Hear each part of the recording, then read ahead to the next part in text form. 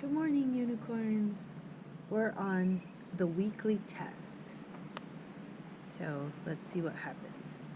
At 2 o'clock sharp, the class assembled, including Miss Honey, who noted that the jug of water and the glass were in the proper place.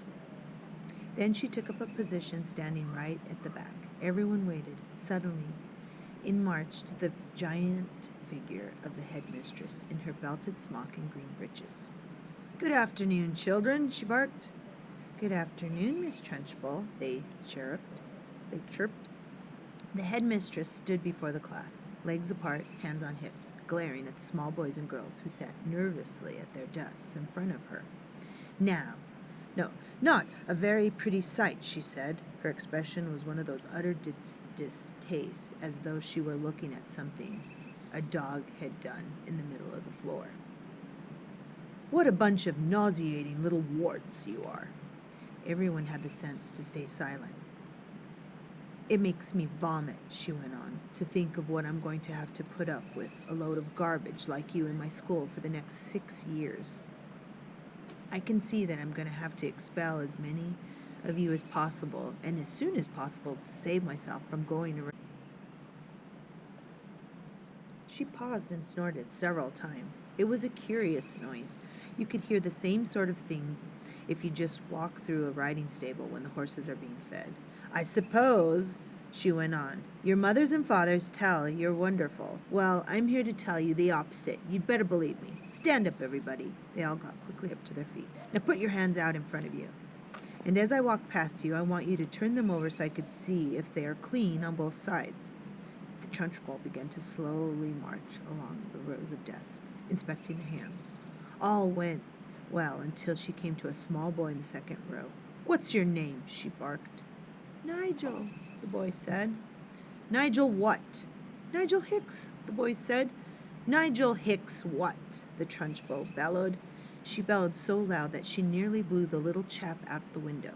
"That's it," Nigel said, "unless you want my middle name as well." He was a brave little fellow, and one could see that he was trying not to be scared by the Gorgon who towered over him. "I do not want your middle name, you blister," the Gorgon bellowed. What is my name?" "Miss Trunchbull," Nigel said. "Then use it when you address me. Now, then, let's try it again. What's your name?" "Nigel Hicks, Miss Trunchbull," Nigel said. "That's better," the Trunchbull said. "Your hands are filthy, Nigel. When did you wash them?" "Well, let me think," Nigel said. "That's rather difficult to remember exactly. It could have been yesterday or it could have been the day before." The Trunchbull's whole body and face seemed to swell up as though she were being inflated by a bicycle pump. "I knew it," she bellowed. "I knew as soon as I saw that you were nothing but a piece of filth. What is your father's job? A sewage worker?" "He's a doctor," Nigel said, "and a jolly good one. He says we're all supposed to be covered with bugs anyways, that a bit of extra dirt never hurts anyone." "I'm glad he's not my doctor," the Trunchbull said. "And why, might I ask, is there a baked bean in the front of your shirt?" "We had them for lunch, Miss Trunchbull." "And do you usually put your lunch on the front of your shirt, Nigel? Is that what this famous father doctor of yours has taught you to do?" "Baked beans are hard to eat, Miss Trunchbull. They keep falling off my fork." "You're disgusting," the Trunchbull bellowed. "You're a walking germ factory. I don't wish to see you any more of today. Go and stand in the corner, one leg with your face in the wall." "But Miss Trunchbull—" "Don't argue with me, boy, or I'll make you stand on your head. Now do as you're told." Nigel went. "Now stay where you are, boy, while I test you on your spelling to see if you've learnt anything all this past week. And don't turn around when you talk to me. Keep your nasty little face to the wall. Now then, spell right." "Which one?" Nigel asked. "The thing you do with a pen, or the one that means the opposite of wrong?"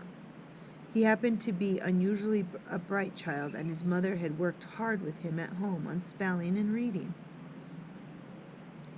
"The one with the pen, you little fool." Nigel spelled it correctly, which surprised the Trunchbull.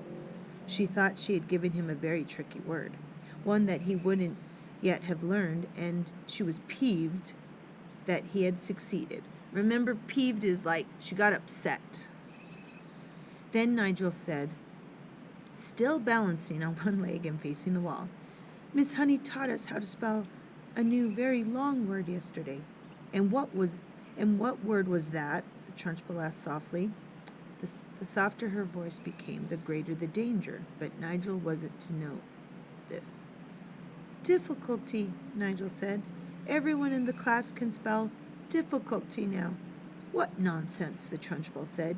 You're not supposed to learn long words like that until you're at least 8 or 9. And don't try to tell me everybody in the class could spell the word. You are lying to me, Nigel. Test somebody, Nigel.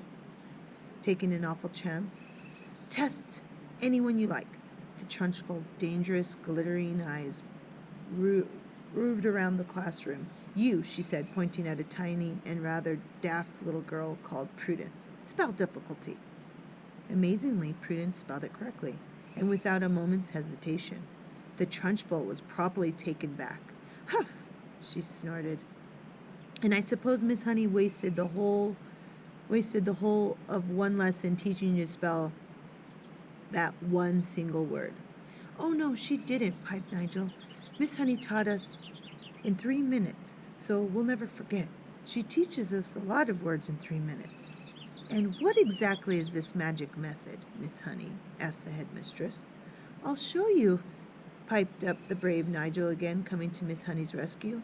Can I put my other foot on the ground and turn around, please, while I show you? You may do neither, snapped the Trunchbull. Stay as you are and show me just the same. All right, said Nigel, wobbling crazily on his one leg.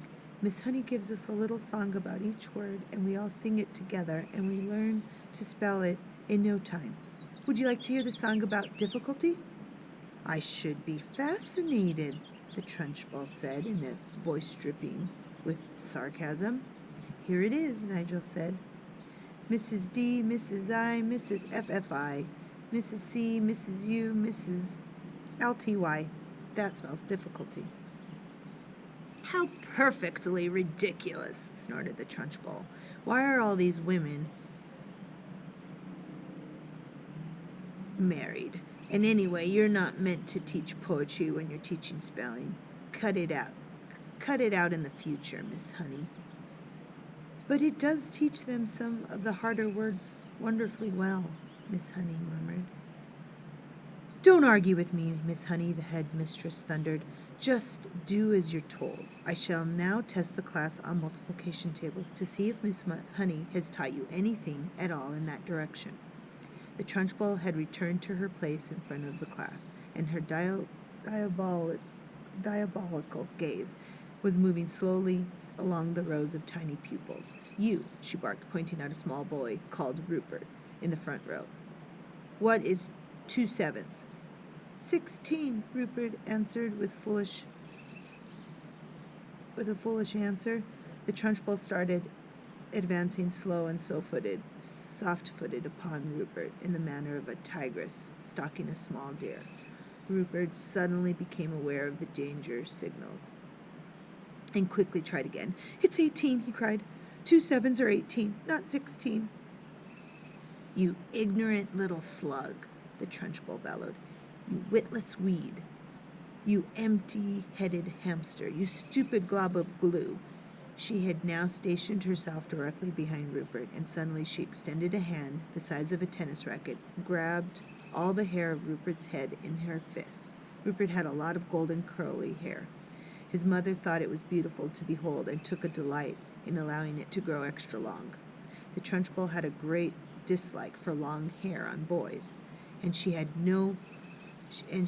for plaits and pigtails on girls, and she was now about to show it. She took a firm grip on Rupert's long golden tresses with her giant hand, and then by raising her muscular right arm, she lifted the helpless boy clean out of his chair and held him aloft. Rupert yelled. He twisted and squirmed and kicked the air and went on yelling like a stuck pig, and Miss Trunchbull bellowed, 2 sevens are 14. 14. 2 sevens are 14. I'm not letting you go until you say it. From the back of the class, Miss Honey cried out. Miss Trunchbull, please let him down. You're hurting him. All his hair might come out. And well, it might if he doesn't stop wiggling, snorted the Trunchbull. Keep still, you squirming worm.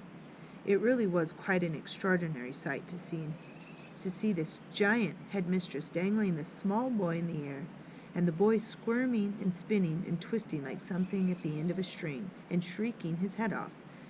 Say it, bellowed the Trunchbull. Say 2 sevens are 14. Hurry up, or I'll start jerking you up and down, and then your hair really will come out, and we'll have enough to stuff a sofa. Get on with it, boy. Say 2 sevens are 14, and I'll let you go.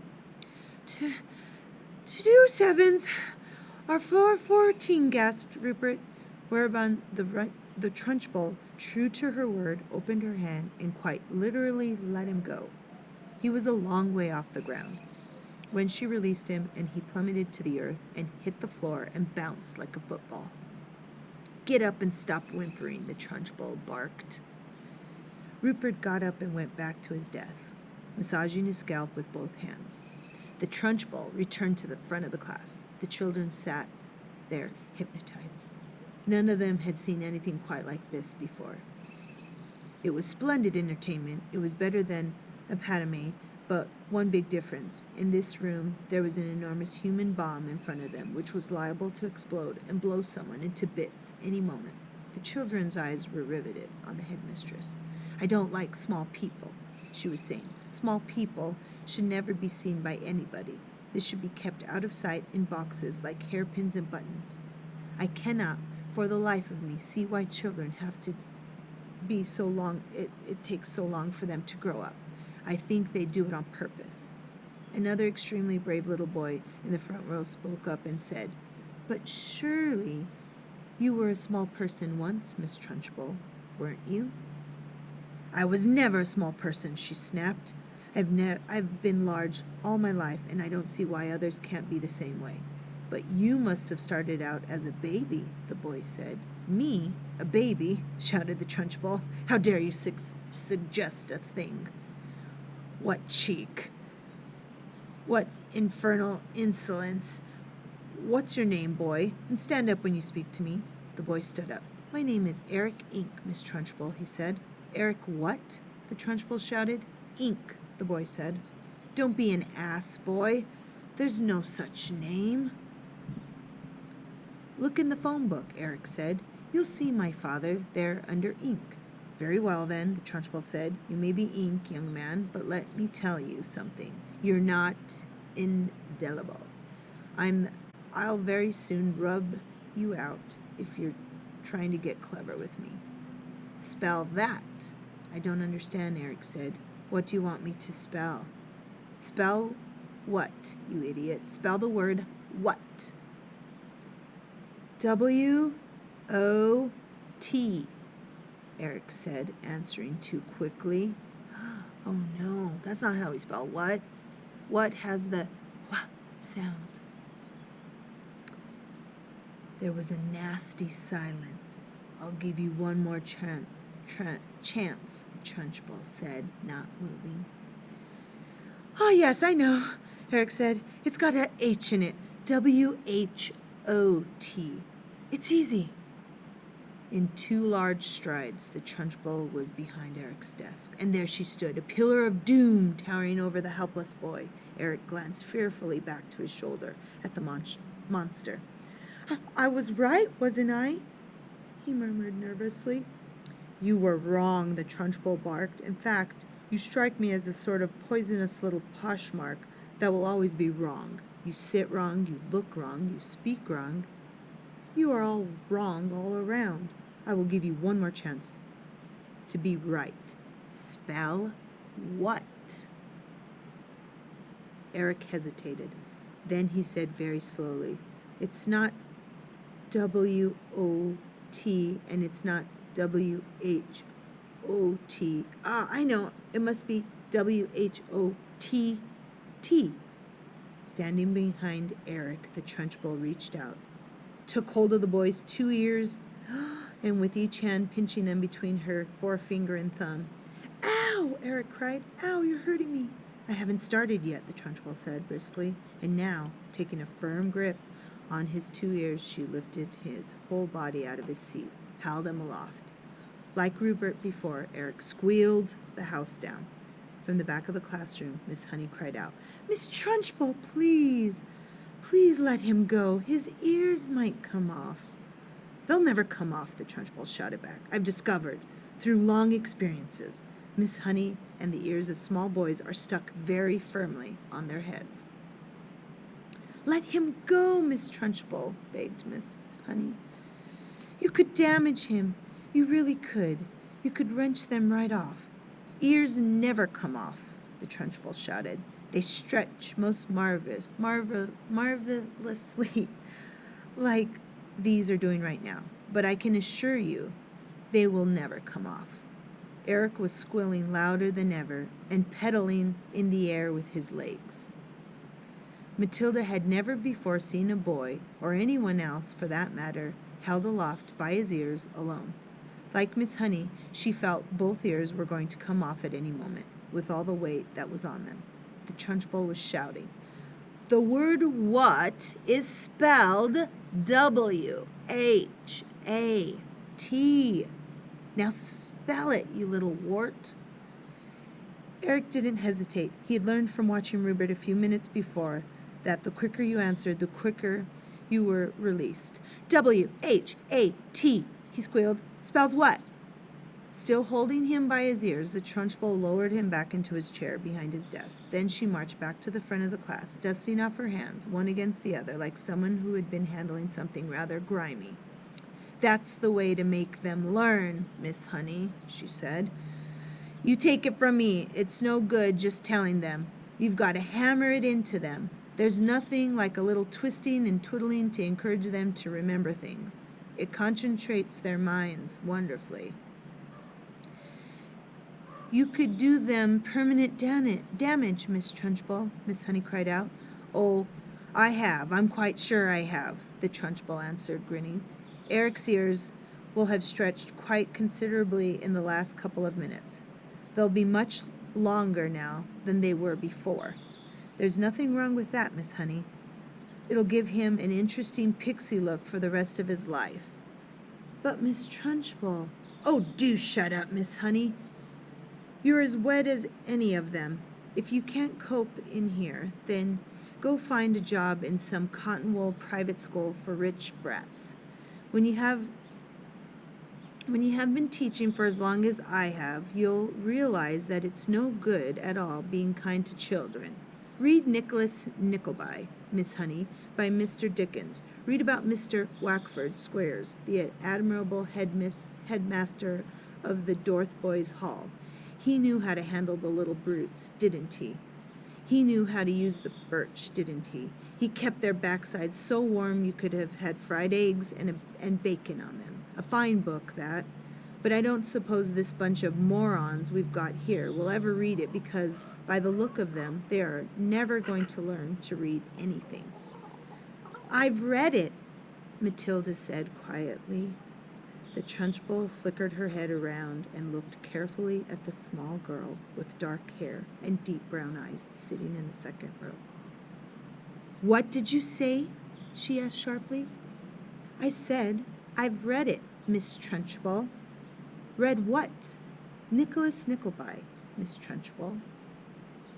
You are lying to me, madam, the Trunchbull shouted, glaring at Matilda. I doubt there is a single child in the entire school who has read that book.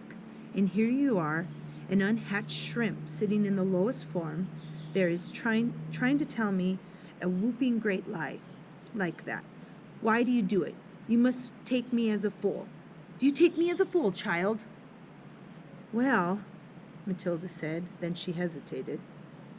She would like to have said, yes, I jolly well do, but that would have been suicide. Well, she said again, still hesitating, still refusing to say no. The Trunchbull sensed what the child was thinking, and she didn't like it. Stand up when you speak to me, she snapped. What's your name? Matilda stood up and said, My name is Matilda Wormwood, Miss Trunchbull. Wormwood, is it? The Trunchbull said. In that case, you must be the daughter of that man who owns Wormwood Motors. Yes, Miss Trunchbull. He's a crook, the Trunchbull shouted. A week ago he sold me a second-hand car that said it was almost new. I thought he was a splendid fellow then, but this morning, while I was driving the car through the village, the entire engine fell out on the road. The whole thing was filled with sawdust. This man's a thief, a robber.